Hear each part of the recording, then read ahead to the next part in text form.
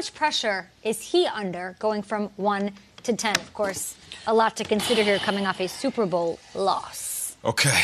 I'm going to go with a solid. Yeah, I know. What the hell? I know. I'm going with a solid 10. Okay. Wow. Because I feel like there's more than just Jared Goff. These guys have to bounce back. Sean McVay, how do you bounce back from getting schooled in the Super Bowl? You got Cooper Kupp now back healthy. Todd Gurley, how do you bounce back from that huge dip at the end of the season? For me, it's all these different individuals that are going to have to answer these questions about bouncing back.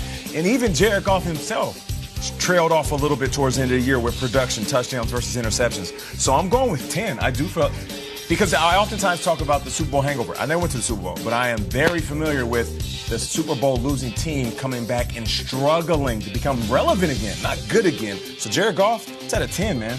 What's the pressure? He's already been to a Super Bowl, so you can't say that he can't win the big one. He went into New Orleans when the Saints were down. We're up 13-0 and came out and gave Sean Payton and Drew Brees their only playoff loss ever. He's going to get paid. The organization loves him.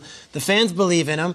I say 5. I mean, this contract is looming, but what's the pressure? If the Rams go 9-7 and don't go 14-2, he still took his team to the Super Bowl last year. True. Yeah, there will be question marks, but there are a lot of quarterbacks in this league who haven't won squat. Jared Goff has already done a lot more than some of the all-time greats, getting to a Super Bowl and leading his team in New Orleans again that win. So I'm going to say 5. I don't think there are a lot of other quarterbacks in that conference who have a lot more pressure on them than Jared Goff. Okay. The pressure is history, and I'm going to say a 10 with an infinity symbol next to it. I know how this industry works. We all do. That Super Bowl is notorious and infamous, and it will be played for the next 50 years in every countdown show of greatest defensive performance ever, in the Belichick legacy, in the Brady legacy, and it's always going to be Jared Goff. That Super Bowl for him is a life tattoo. It will never go away. Now, you can get other tattoos around it. You can surround it. Matt Ryan has a 28-3 tattoo. I don't care if he wins 5 more Super Bowls. That will always come up. Guys, statistically, he wasn't that terrible in that game. He was skittish. He was off. He literally committed a false start penalty. I want to see Jared Goff regroup from that, but it will never go away until he does. Infinite.